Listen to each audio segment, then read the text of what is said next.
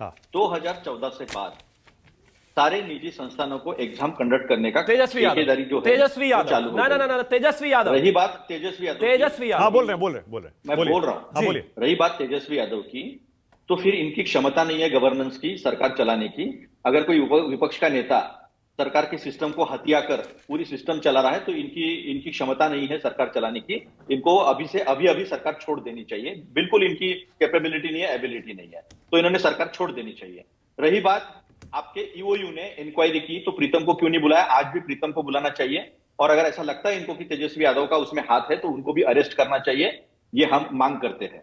इन्होंने नहीं किया है। तेजस्वी यादव ने सामने आके खुद बोला है। ये बोल रहे कि नहीं बोला, तेजस्वी यादव ने सामने आके खुद बोला है।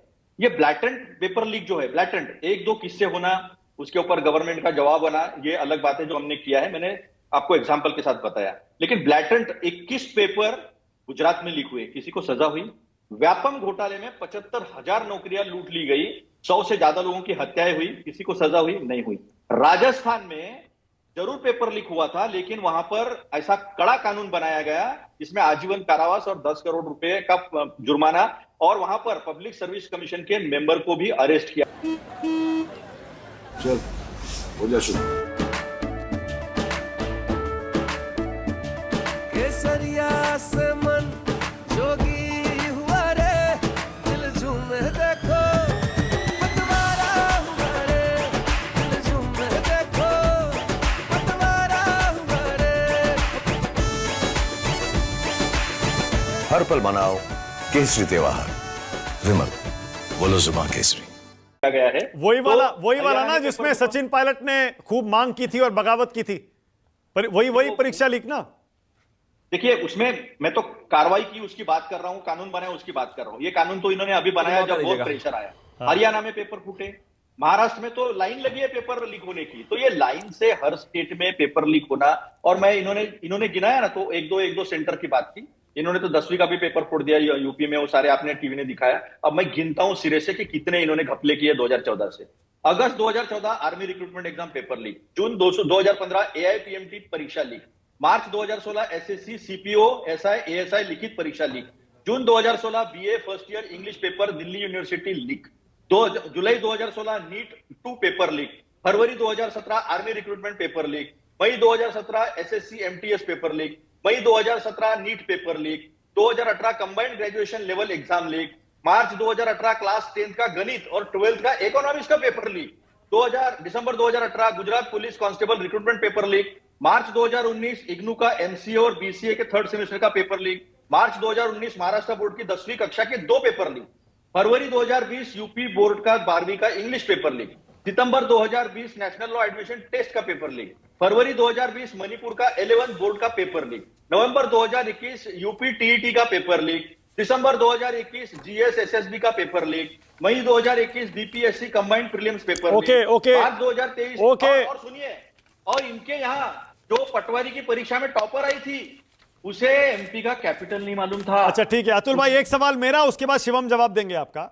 आप कह रहे थे हम पेपर कैंसिल कर देते अगर इतना लीक आपके सरकार में हुआ होता, तो आपको सुप्रीम कोर्ट पर तो भरोसा होगा। सुप्रीम कोर्ट तक ने मना कर दिया, सारी पिटिशंस के जवाब में बार बार मना कर दिया, कैंसिल नहीं करेंगे अब, क्योंकि 23 लाख 24 लाख छात्रों के भविष्य का सवाल है। जो गड़बड़ी हुई है उसकी जांच करेंगे, लेकिन जब तक हमें श्योरिटी नहीं होगी, पूरा हमें भरोसा नहीं होगा, हम कैंसिल नहीं करेंगे। देखिए, तब तक वो बात नहीं आई थी। 4 अपराधी जो पकड़े गए, इन्होंने जो नाम लिए जिन महानुभावों के, जो कह रहे हैं कि तेजस्वी के बहुत करीबी है, सिकंदर, अनुराग, नीतीश कुमार भी है उसमें एक नाम, तो नीतीश लड़का है वो। तो इन लोगों ने बताया, उन्होंने अपराध कबूल किया। जो सुप्रीम कोर्ट में हियरिंग हुई तब तक वो कबूल नहीं किया था, उन्होंने कबूल किया कि हाँ पेपर एक लीक हुआ था। उसके बाद एक दिन पहले उसके बाद भी हियरिंग हुई है, आपको भी पता है, कल भी हुई है, आज भी शायद हुई है। कल भी मना कर दिया सुप्रीम कोर्ट ने, हम स्टे नहीं करेंगे, हम कैंसिल नहीं करेंगे, एग्जाम काउंसलिंग नहीं रोकेंगे। नहीं, ऐसा है कि अभी सुप्रीम कोर्ट के ऊपर मैं कोई टिप्पणी नहीं करूंगा, मैं तो सरकार की बात करूंगा, सरकार की जवाब। ओके शिवम जवाब दे रहे हैं।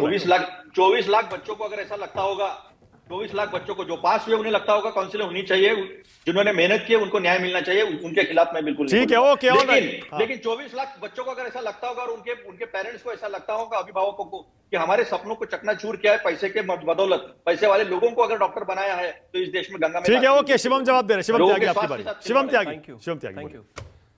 एक चीज बहुत क्लियर है, सबसे पहले इन्होंने एक बहुत ही ऑब्जेक्शनेबल बात जो कही, मैं उसको ऑन रिकॉर्ड कर देना चाहता हूं। एक तो जो है कल ही राहुल गांधी ने एक प्रेस कॉन्फ्रेंस में कहा कि वो आदरणीय प्रधानमंत्री जी को किसी ने चप्पल फेंक कर मारा, तो अब उनसे लोग डरना बंद हो गए हैं। और अब इन्होंने भी कहा कि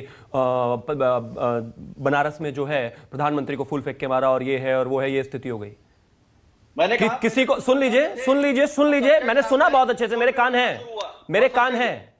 कोलंबो में किसी को पीट भी दिया गया था पकड़ के, मैंने कुछ नहीं कहा उसमें। सुनिए जरा, नहीं सुन के जाना पड़ेगा, सॉरी। सुनिए जरा, मैं बोला नहीं ना बीच में, आप ही भाषण दे रहे थे, एक करके आप ही भाषण दे रहे थे ना बोलने का, बीच में कोलंबो में आप ही भाषण दे रहे थे बीच में ना बोलने का, तो प्लीज बीच में मत बोलिए।